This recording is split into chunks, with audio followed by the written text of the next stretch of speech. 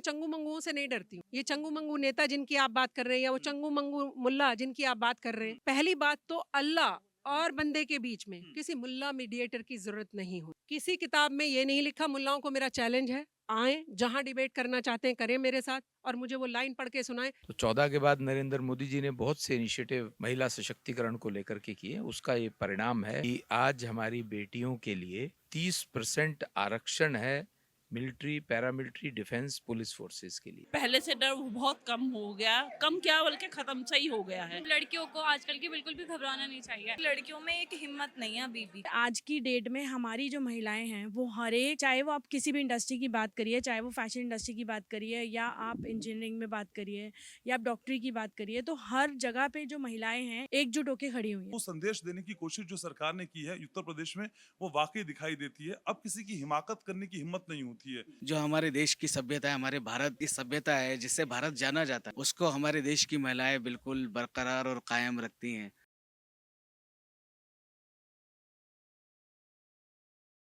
आज के इस पूरे प्रोग्राम की जो आयोजक है, जो मुखिया कह ले आप, वो शबनम खान मैम है। इन्हीं की देखरेख में, इन्हीं के इर्द गिर्द जो है ये पूरा प्रोग्राम चला है। महिला सशक्तिकरण, वोमेन एम्पावरमेंट के ऊपर ये प्रोग्राम था।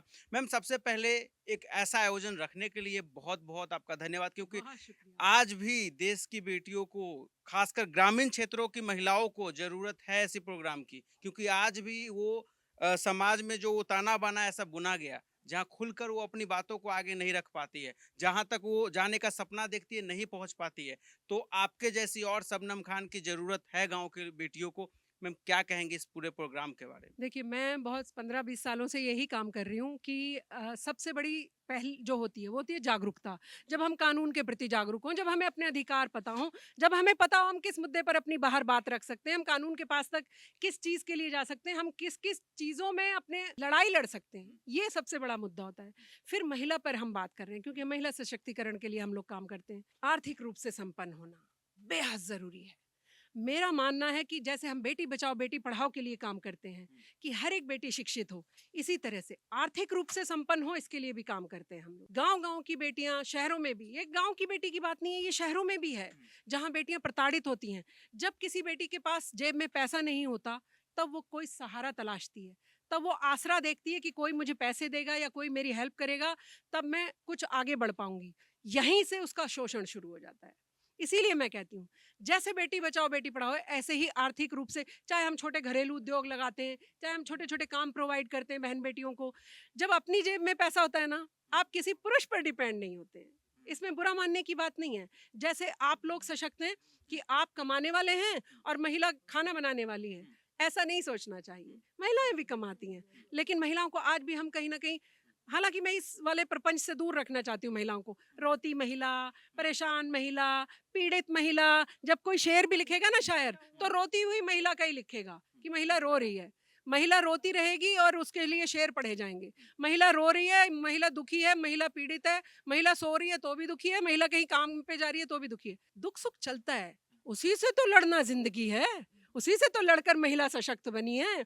और मैं तो सारी बहन बेटियों को कहती हूँ, इससे पहले कोई आपकी तरफ घूर कर देखे, आवाज उठाइए। डरने की जरूरत नहीं है। चाहे हमारे नंबर हो, आजकल तो सोशल मीडिया बड़ा माध्यम है, आप अपनी आवाज आधा सेकंड में प्रधानमंत्री जी तक पहुंचा देते हैं। और प्रधानमंत्री जी ने जब से लाल किले की प्राचीर से बेटियों के लिए कहा है कि सेल्फी लो बेटियों के साथ, बेटियां हमारा सर का ताज है, हमारे प्रोफेट मोहम्मद कह कर गए हैं। तो मैं बोलती हूँ कि बेटियों को एक नई दिशा मिली है। आज आप और हम एक बड़ी तरफ कदम उठा रहे हैं। आज मैं देखती हूँ, निर्भया के बाद, निर्भया के दरिंदों को जब तक हमने फांसी पर नहीं चढ़वा दिया, हमने आवाज बुलंद रखी, वरना उसके वकील ने पैतरे खेलने में कोई कमी नहीं रखी थी। तो मैं बोल रही हूँ कि आप और हम सब जब आवाज बुलंद करते हैं, और मैं कहती हूँ कि बहनों को क्या जरूरत है कि पुरुष ही हमारी मदद करेगा। अरे हम सब एक दूसरे की हेल्प करें। कहीं किसी और दूसरी बहन को, निर्मला को दिक्कत हो शबनम खान भागे, शबनम खान को दिक्कत हो निर्मला, विमला, ये सब भागे। जब हम सब एक दूसरे के हाथ में हाथ डाल लेंगे, तब आप देखिए ये होगा असली सशक्तिकरण। देश में देखा जाता है, बेटियों को बहुत हद तक देखा गया कि कैद करके रखने की कोशिश की गई। आप बाहर मत निकलो, आप ऊंचे पद पे मत जाओ, कैमरे के सामने मत आओ। इन सब चीजों से क्या लग रहा है, आप देश आगे आ रहा है? नहीं नहीं, ये जागरूकता आ रही है ये लोगों आप में? सोचिए, कि हमेशा बेटी के पीछे एक पिता होता है, वो भी पुरुष होता है, एक बेटी के पीछे एक भाई होता है, रोकने वाला भी भाई और पिता होता है, और आगे बढ़ाने वाला भी पिता और भाई होता है। तो हम सिर्फ नेगेटिव क्यों सोचें कि वो रोकने का ही काम करते हैं, नहीं, आगे बढ़ाने का भी काम करते हैं, बल्कि उनसे इंस्पिरेशन लेनी चाहिए सारे पुरुष भाइयों को। देश में उनसे जागरूकता आएगी, और इस तरीके के लोग जब दिखाई देते हैं तो मैं पुरुषों में एक बड़ा बदलाव देख रही हूँ, बहनों में तो एक बड़ा बदलाव देख ही रही हूँ कि आवाज़ बुलंद करने लगी हैं, कोई घटना घटती है कहती हैं उसको, थाने में कंप्लेंट्स बढ़ी हैं क्योंकि महिलाएं बाहर निकल कर आई हैं, गांव की हो चाहे शहर की हो। ऐसे ही पुरुषों में भी बदलाव आया है। पहले पुरुष गाना गाने पे पाबंदी लगाता था, पहले पुरुष डांस कर दिया बेटी ने तो नाराज हो जाता था, आज खुद लेकर जाते हैं कि नहीं, डांस में मेरी बेटी अच्छी है, नहीं गाने में मेरी बेटी अच्छी है, मेरी बेटी आईएएस बनना चाहती है, आईपीएस बनना चाहती है। पिता भी उतनी ही ताकत के साथ, और माँ भी, माँ का भी बड़ा अहम रोल होता है।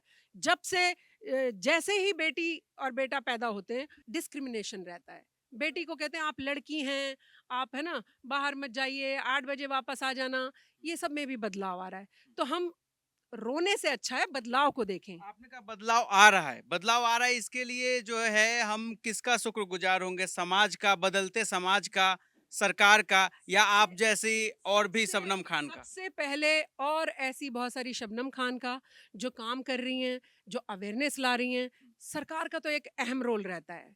2014 के बाद जब से प्रधानमंत्री श्री नरेंद्र मोदी जी आए, मैं देश को बदलते हुए देख रही हूँ, महिलाओं के मामले में भी बदलते देख रही हूँ। हाँ, 100% आप और हम कहें कि 100% करप्शन खत्म हो जाए, 100% महिलाओं का शोषण खत्म हो जाए, वो पॉसिबल नहीं है।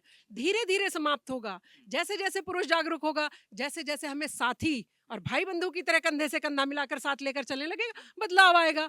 आप और हम सिर्फ यही सोचते रहे कि पुरुष से डरिए भी मत, पुरुष इतने खतरनाक भी नहीं होते, लेकिन हाँ, अवेयर रहिए, अवेयर पुरुष से रहिए जरूर। आपने कहा पुरुष इतने खतरनाक नहीं होते, डरिए मत। इतनी हिम्मत आप कहाँ से लाती? अब ये घटना का जिक्र हो रहा था जब हाथ में चाकू लिया अपराधी, आपके डर से भागने लगा। देखिए, 11 साल की बच्ची को बेच रहे थे, बघेल एक गांव है नोएडा में, और मुझे सूत्रों से पता चला, मैं पहुंची, आप बिलीव करिए उनके हाथ में चाकू थे, और मैंने जब, जैसा सब लोग कहते हैं कि शेरनी की तरह गरजती हैं, जैसे ही मैंने उनको कहा, उनके हाथ में चाकू है लेकिन वो डर रहे हैं, क्योंकि मैं गुंडों से नहीं डरी, इसलिए गुंडे मुझसे डरे। ये एक बड़ा मैसेज है। आप गुंडों से डरेंगे ना तो गुंडे आपको डराएंगे। गुंडों को डरा दीजिए, मजाल है किसी की आपकी तरफ आंख उठा के देख ले। थोड़ी सी हमारी ना, हम बहुत शक्तिशाली हैं, हम आपको 9 महीने पेट में रख के इतने दुख सहके, तकलीफ सहके, 9 महीने आप देखते हैं कि पेट मोटा है फिर भी नौकरी पे जा रही है, बस के धक्के खा रही, इतनी ताकतवर महिला को आपने क्या बना दिया है?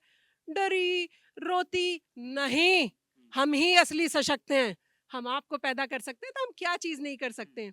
बस यही महिला को अपनी जो अंदरूनी शक्ति है वो जानने भर की देर है। किसी के सशक्त करने की जरूरत नहीं, आप खुद ही सशक्त हो जाएंगी अपनी अंदरूनी ताकत पहचानिए। राष्ट्रपति जी से इसी कार्य के क्षेत्र में आपको वो जो पुरस्कार मिला था, इसी कार्य में? जी, मुझे माननीय राष्ट्रपति रामनाथ कोविंद जी द्वारा सम्मानित किया गया, और बेटी बचाओ बेटी पढ़ाओ के लिए किया गया। मेरे लिए बहुत सम्मान की बात है। महामहिम किसी को अगर सम्मानित करें इस चीज़ के लिए, देखिए मेरा रोम रोम गौरवान्वित महसूस कर रहा है कि मैं बेटियों के लिए कुछ कर पाई होंगी ज़रूर, जो मुझे सम्मानित किया गया।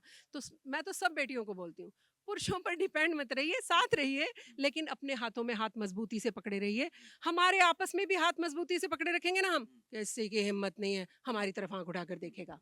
यहाँ अभी मौजूद बहुत सारे लोगों का हमने इंटरव्यू किया, तो लगभग बहुत सारे लोगों ने यही बात कहा है कि आपने जो है धर्म की एक जो जंजीर थी, सबसे पहले एक विकसित देश के लिए, विकसित भारत के लिए, मैं उसे 700 तोड़ना जरूरी था, वो मैं- आपने तोड़ा है। मैं 700 किलोमीटर दिल्ली से अकेले पैदल अयोध्या तक यात्रा करके आई, प्रभु श्री राम के दर्शन करके आई।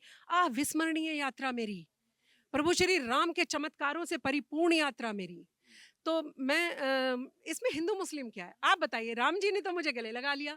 आप यकीन नहीं करेंगे, जब मैं मंदिर में पहुंची हूँ, मेरे जो छाले थे जिनमें से खून निकल रहा था, मैंने जैसे ही सीढ़ी पर पैर रखा है, उन पे जैसे किसी ने मरहम लगा दिया। ये मैं अपनी बता रही हूँ आपको, ये तो मेरा अपना अनुभव है जो मैं आपको शेयर कर रही हूँ।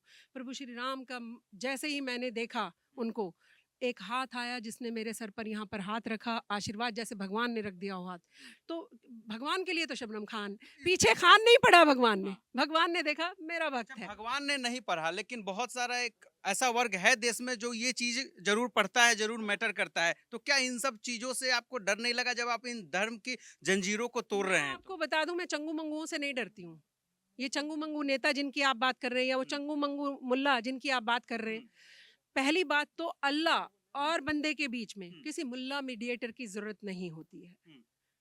अल्लाह और बंदा दोनों बात कर सकते हैं आपस में, इसमें मुल्ला मीडिएटर क्या करेगा? मुझे भगवान ने बुलाया, भगवान अल्लाह आप उसे किसी भी रूप में देखिए, एक ही बात है। वो तो अल्लाह के नाम पे फतवे जारी कर देते, कहते हैं कि ऐसे हमारे कुरान में ये लिखा है, अल्लाह ने ये कहा था, वो कहा था। बीच में उन्हें लाकर जो है फतवे जारी कर देते, कह देते ये हमारे धर्म के खिलाफ जा रही है, अगर बाहर निकल रही है धर्म के खिलाफ जा रही है। माध्यम से देश की जनता को बता दूं, किसी इस्लाम धर्म में किसी किताब में ये नहीं लिखा कि आप जय श्री राम नहीं बोल सकते। किसी किताब में ये नहीं लिखा। मुल्लाओं को मेरा चैलेंज है, आए जहां डिबेट करना चाहते हैं करें मेरे साथ, और मुझे वो लाइन पढ़ के सुनाएं जहां मना लिखा है। कहीं मना नहीं लिखा। भड़काते हैं इसी बात पे लोगों को, भड़काते हैं। राजनीति भाई आप समझिए, राजनीतिक रोटियां सेकी हैं सालों साल।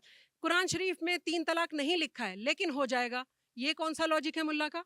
कौन सा लॉजिक है? जब 3 तलाक है ही नहीं, हो कैसे जाएगा भाई?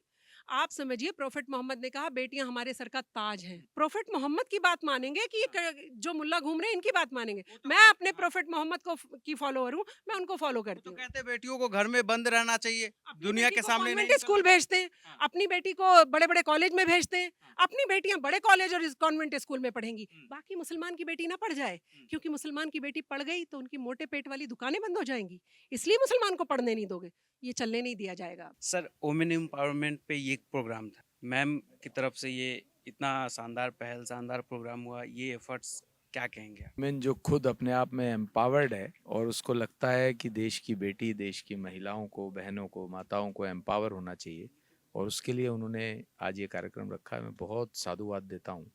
ये अपने आप में बहुत बड़ा इनिशिएटिव है। प्रधानमंत्री आदरणीय नरेंद्र मोदी जी ने भी महिलाओं को सशक्त करने के लिए अपनी बहुत सी योजनाएं शुरू की। बेटी पढ़ाओ, बेटी बचाओ, उज्ज्वला योजना, माताओं बहनों के दर्द समझते हुए, और पूरे देश के अंदर 11 करोड़ अगर इज्जत घर बनते हैं, शौचालय घरों के अंदर बनते हैं, तो इससे बड़ा उदाहरण पूरे विश्व में और नहीं हो सकता।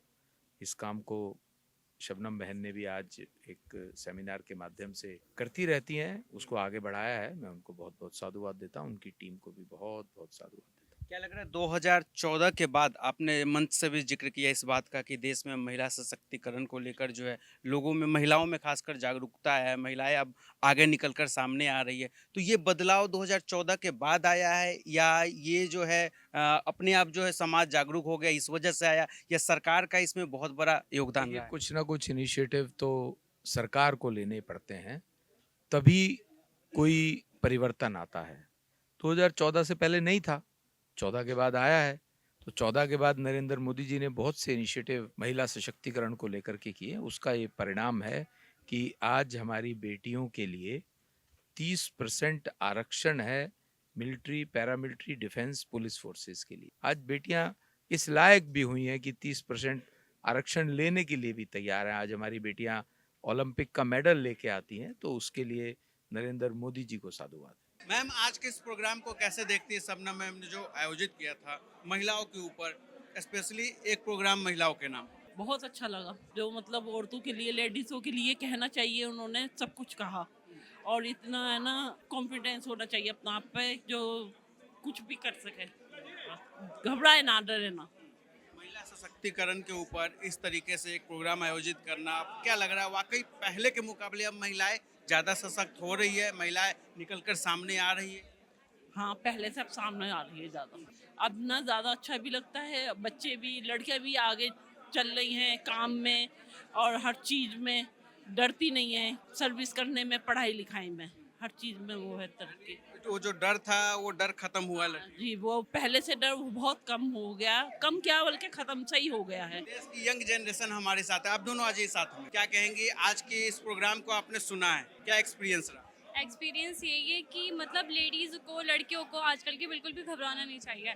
हर चीज़ अपने बलबूते पे करनी चाहिए और कॉन्फिडेंस भी रखना चाहिए। हर चीज़ जेंट्स के ऊपर नहीं छोड़ सकते हम। और मतलब यही कि आजकल की जो जनरेशन है वो कर भी रही है अपने बलबूते पे, इतनी ऊंची ऊंची पोस्ट पर जाती हैं और जाना भी चाहिए उन्हें।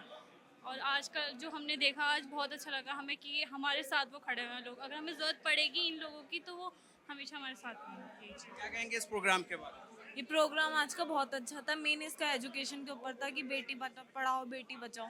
तो हमें बेटी को बचाना भी चाहिए, उसके साथ उन्हें पढ़ाना भी चाहिए। जैसे दिल्ली में बहुत अच्छी एजुकेशन है लड़कियों से रिलेटेड, कि लड़कियों को कोई प्रॉब्लम नहीं होती, उनके लिए बाथरूम अच्छे, टॉयलेट अच्छे, सैनिटरी नैपकिन्स मिलते हैं, हर चीज़ की फैसिलिटीज़ है। बट अभी भी गाँवों में, ग्रामीण एरिया में ये चीज़ें नहीं हैं, तो क्या आप चाहती है ऐसी चीज़ें जल्दी से जल्दी वहाँ भी पहुँचे? हाँ, वहाँ ज़रूर होनी चाहिए क्योंकि लड़कियों में एक हिम्मत नहीं है अभी भी। जो हिम्मत उन्हें मिलनी चाहिए वो फेवर तो ले लेती हैं दूसरों का, अपने कॉन्फिडेंस कुछ भी नहीं कर पाती हैं अभी भी।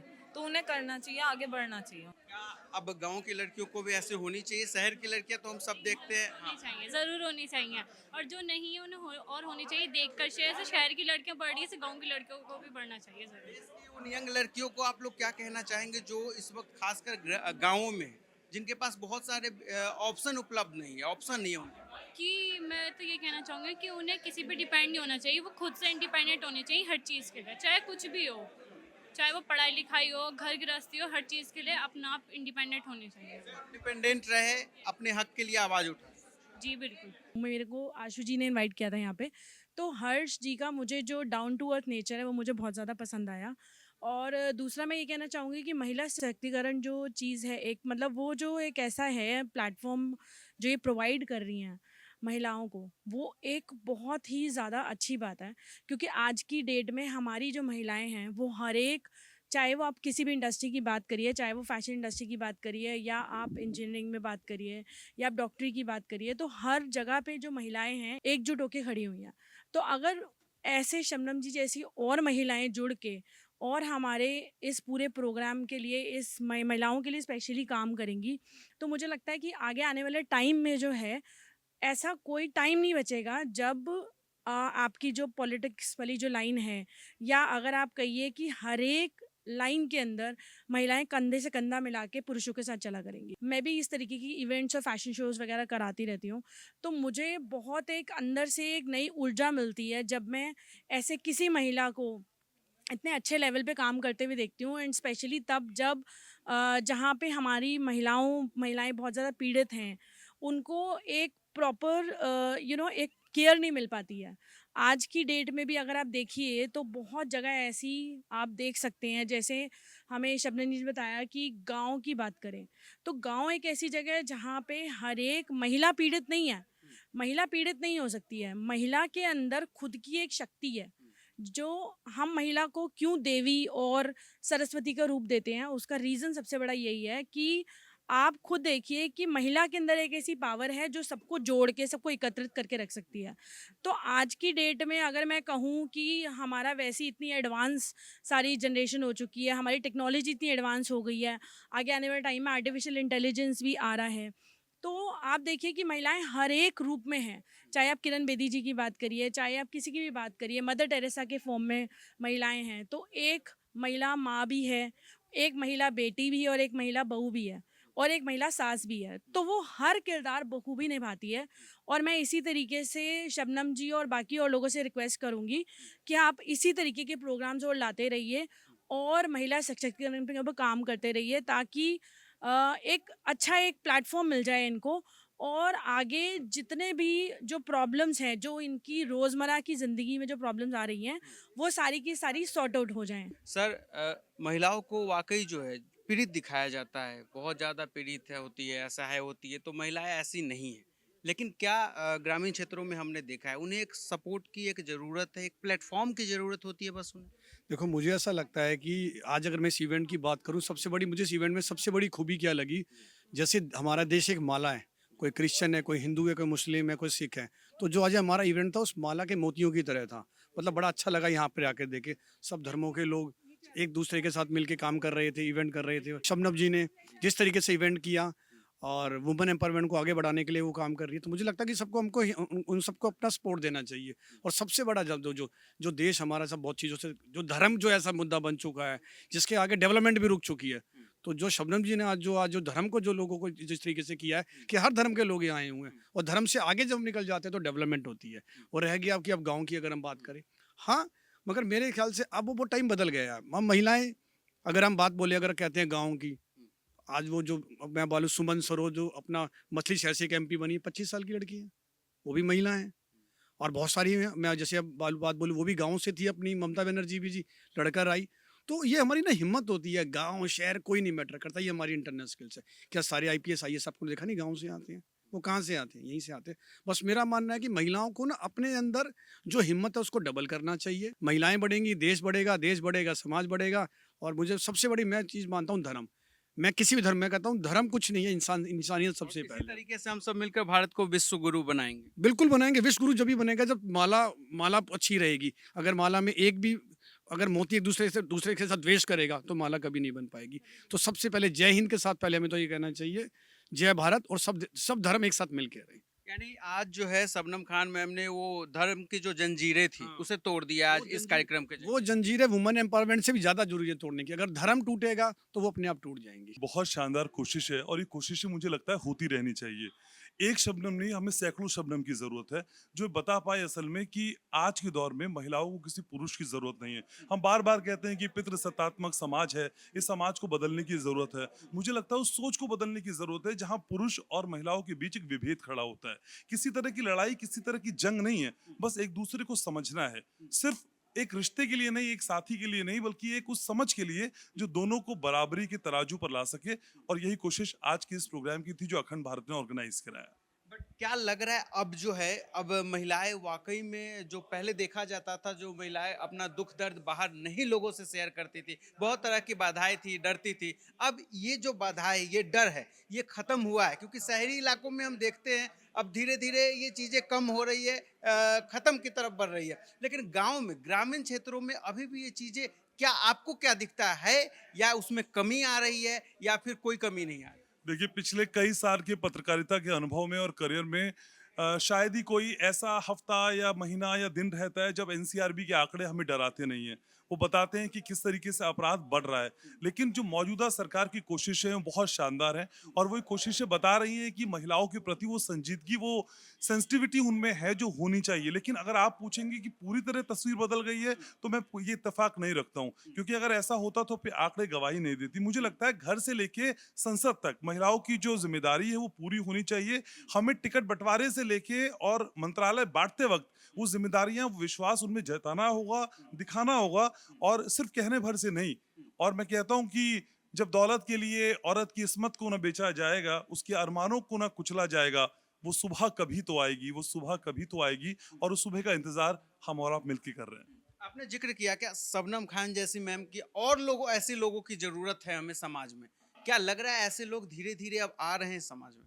देखिए, ये समाज में लोगों का आना हम समय समय पे देखते रहते हैं। निर्भया जैसा कांड हुआ तो हम और आप जैसे कई पुरुष थे जो तख्तियां हाथ में लिए हुए, कैंडल हाथ में लिए हुए मार्च करते नजर आए और बताते आए कि इस तरह की ज्यादती, इस तरह का जुल्म अब सहेंगे नहीं। लेकिन वो क्षणिक दौर आता है, मुझे लगता है हम भावावेश में आते हैं, सड़कों पे उतरते हैं और फिर भूल जाते हैं। फिर कोई एक नया कांड होता है, एक घटना होती है, फिर हमारे अंदर का जो भावनाएं वो उद्वेलित होती हैं और हम आक्रोशित होते हैं। मुझे लगता है कि सतत प्रयास की जरूरत है, कंसिस्टेंसी की जरूरत है। हम अक्सर कहते हैं कि शिक्षा होनी चाहिए, लेकिन शिक्षा के लिए बनाए गए विद्यालयों में वो संसाधन होने चाहिए जिसके जरिए वो शिक्षा मिल पाए। ये एक लॉन्ग प्रोसेस है मुझे लगता है, और जो कोशिशें की जा रही हैं वो एकदम से परिणाम के तौर पे हम देख पाएंगे थोड़ा मुश्किल है, लेकिन इंतजार किया जा सकता है। सरकार की कोशिशों को कैसे देख रहे हैं? मौजूदा जो मोदी सरकार देश में महिलाओं के लिए, लड़कियों के लिए, बेटी बचाओ बेटी पढ़ाओ, इज्जत घर की बात हो गई, तमाम बहुत सारी योजनाएं सरकार अपने लेवल पे कर रही है, लेकिन उनके इस कार्यों को कैसे देख रहे हैं? क्या एग्जीक्यूट बहुत बड़ा चीज है, क्या उसे जमीन पे सरकार एग्जीक्यूट करा पा रही है? देखिए, मैं कहता हूँ इसमें सबसे पहले जिम्मेदारी हमारी और आपकी है, समाज की है। सरकार से सारी जिम्मेदारियां सुलटा लेना या समझ लेना थोड़ा सा न्यायोचित नहीं होगा, लेकिन जो सरकार के एफर्ट्स हैं वो शानदार हैं। हमने हाउस में महिलाओं की बढ़ती हुई भागीदारी देखी है इस सरकार की बदौलत। मोदी सरकार जो कोशिशें कर रही है वो हम देख रहे हैं लगातार। इज्जत घर देना महिलाओं के लिए एक बड़े सम्मान की बात थी। इस प्रोग्राम में कई जिक्र भी किए गए कि देखिए, पहले ऐसा नहीं था तो महिलाओं को अपनी आबरू पे झेलकर घर से शौच के लिए जाना पड़ता था। अब सोचिए, आजादी के इतने बरस बाद भी अगर महिलाओं को शौच के लिए भी जान को रिस्क लेना हो, अपनी इज्जत को रिस्क लेना हो, तो कितनी बड़ी समस्या हो सकती है। मुझे लगता है कि कोशिशें बहुत की जा रही हैं। कोशिशें पर्याप्त हैं या पूरी तरीके से हो पाएंगी उसमें थोड़ा इंतजार होगा, लेकिन कोशिशों का दौर है और ये कोशिशें शानदार हैं और ये चलती रहेंगी, मैं उम्मीद कर रहा हूँ। जब बात होती है महिलाओं के ऊपर अत्याचार की, तो सबसे ज्यादा कहीं ना कहीं जो जिक्र होता है नॉर्थ ईस्ट इंडिया की तरफ, साउथ में हम देखते हैं बहुत ज़्यादा लोग, चूंकि जो है एजुकेशन वहाँ पे बहुत ज़्यादा हाई है, एजुकेटेड लोग हैं, तो वहाँ ऐसे क्राइम कम होती है। लेकिन यूपी बिहार की तरफ मैं बात करना चाहूँगा, यहाँ ज़्यादा क्राइम हमें देखने को मिलता है, लड़कियों को लेकर, महिलाओं को लेकर क्राइम रेट यहाँ का ज़्यादा है, यूपी बिहार का। तो अब एक चर्चा हो रही है उत्तर प्रदेश में, जब से योगी सरकार आई है महिलाएं सेफ फील कर रही है, लड़कियां सेफ हो रही है। तो मैं पहले यूपी की बात करना चाहूँगा, फिर बिहार की बात करना चाहूँगा, क्या डिफरेंस दिख रहा है? देखिए, अगर हम पहले उत्तर प्रदेश की बात करते हैं तो मुझे वो बदलाव नजर आता है।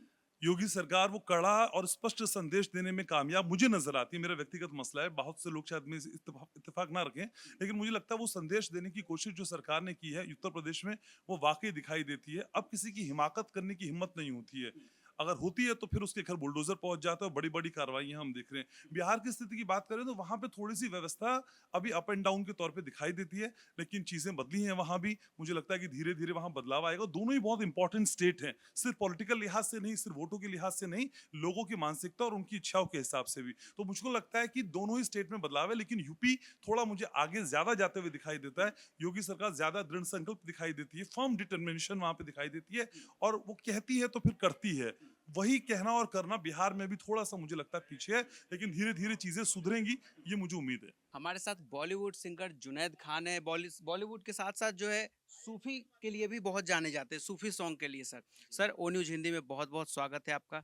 सर, सबसे पहले हम चाहेंगे आप अपने कुछ सबसे पसंदीदा जो आपके सॉन्ग हैं उसके जरिए शुरुआत करें आप। हस्ती है क्या तेरी, हस्ती है क्या तेरी, मेरे मालिक, मेरे मौला, हस्ती है क्या तेरी, हस्ती है क्या तेरी। शानदार सर। अब सर हम आते हैं उस सवाल पे। आज का जो प्रोग्राम था महिला सशक्तिकरण के ऊपर, महिलाओं के ऊपर, आपने भी, मैं देखा हूँ बैठकर बहुत ही ध्यान से सुन रहे थे पूरे प्रोग्राम को। क्या कहेंगे इस पे सर, कैसा लगा आज का प्रोग्राम? आज का प्रोग्राम बहुत ही शानदार था। और शबनम खान जी जो हैं, मैं बहुत छोटा था जब से उनको जानता हूँ, और हमेशा उन्होंने अप्रिशिएट किया है हम लोगों को, और मेरी बहन है, और वाकई में वो एक हमारी दिल्ली की शेरनी है। और ऐसी महिलाएं होनी चाहिए जो महिलाओं की तरफ से, बिल्कुल महिला तो है ही, लेकिन वो झांसी की रानी बनकर बाहर निकलती हैं, और जब दहाड़ती हैं, बोलती हैं, तो लगता है कि कोई महिला कुछ बोल रही है। तो यकीनन वो एक बहुत ही अच्छी लेडी हैं, और सबको बहुत प्यार देती हैं, प्यार बांटती हैं। देखिए, मैं उनके लिए, मैं मुंबई से चला आया, मैं वहीं था, लेकिन जब उनका फ़ोन आया कि भाई आपको आना है, मैंने बोला ज़रूर आऊँगा। तो ये उनका प्यार मोहब्बत है। आज का प्रोग्राम बहुत शानदार था, इतना अच्छा प्रोग्राम, और इतना उत्साह दिया उन्होंने लोगों को, इतना एप्रिशिएट किया है उन्होंने सभी को, कि मुझे नहीं लगता कि जो भी इस प्रोग्राम में आया है उसको कहीं ना कहीं कुछ ऐसा लगा हो। हर एक इंसान अपने अंदर कुछ लेके गया है उनके शब्दों से। वैसे भी बहुत अच्छा बोलती हैं वो। आप बॉलीवुड सिंगर भी है, आप भारत के साथ साथ आप देश के बाहर भी जाते हैं, अलग अलग देशों में आप जाते हैं वहाँ भी, तो वहाँ की जो महिलाएं और औरतों को, लड़कियों को आप देखते होंगे, और भारत में जो देख रहे हैं, क्या लग रहा है एक आपको डिफरेंस नज़र आता होगा कि वो डिफरेंस अभी भी है समाज में, लेकिन क्या अब वो चीज़ें बदल रही है? हमारे देश में भी महिलाएं आगे आ रही है, बढ़ चढ़ कर तमाम चीज़ों में हिस्सा ले रही है?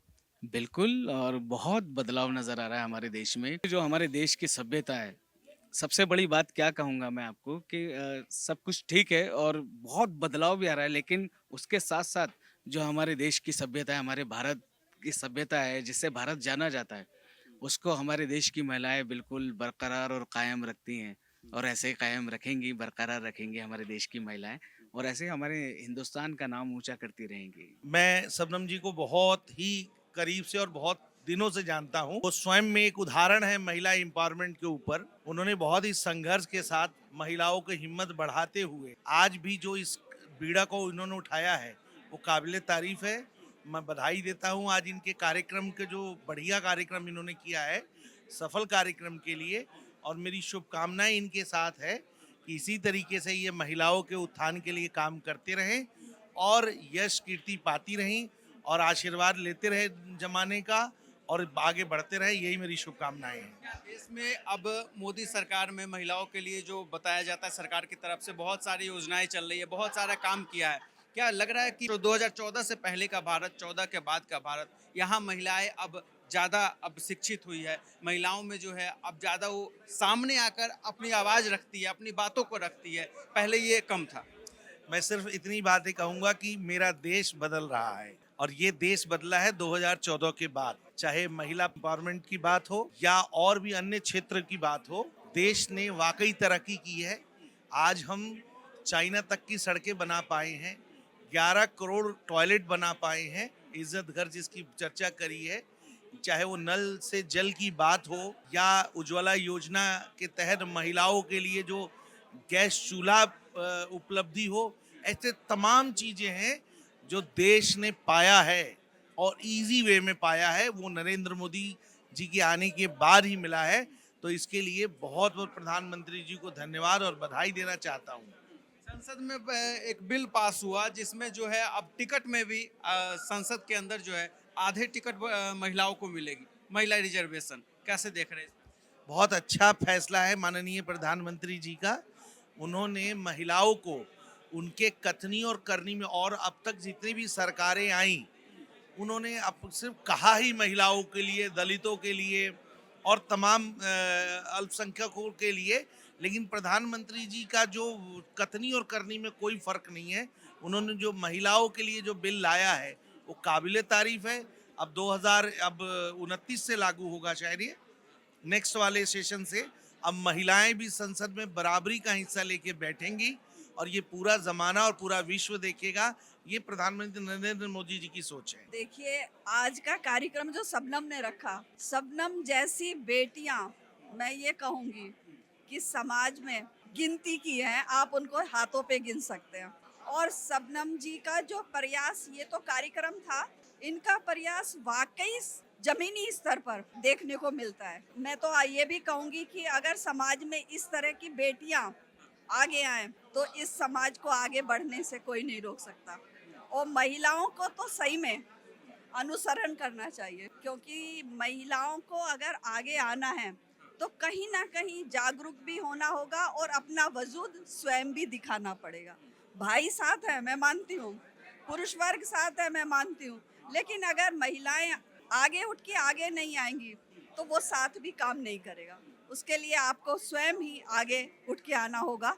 और आज का कार्यक्रम तो विशेषकर महिलाओं के लिए था, तो बहुत अच्छा रहा और काफ़ी कुछ देखने को भी मिला, सुनने को भी मिला। मुझे भी, मैं खुद एडवोकेट हूँ, तो मैं देखती हूँ कि महिलाओं के साथ हम कहते हैं कि कुछ जागरूकता आई है, लेकिन अभी भी अत्याचारों में कमी नहीं हुई है। आप एडवोकेट है मैम, आपके पास ऐसे बहुत सारे केसेज आते होंगे महिलाओं से जुड़े हुए, तो आप उन केसेज को देख के आपको बीते दिनों जो आपने देखा होगा, क्या लग रहा है ये जो संख्या है, इस संख्या में गिरावट आई है या बढ़ोतरी हुई है या जस का तस स्थिति बनी हुई? गिरावट तो मैं नहीं कह सकती कि आई है, बल्कि मैं ये कह सकती हूँ वकील होने के नाते आज की महिला जागरूक है, तो जो उनकी समस्याएं हैं तो कोर्ट में वो उस चीज को कोर्ट के पटल पे रख रही है और कहीं ना कहीं समस्याओं में जो बढ़ोतरी, मैं कह सकती हूँ, लेकिन वो बढ़ोतरी ऐसे नहीं है कि अभी हो रही है,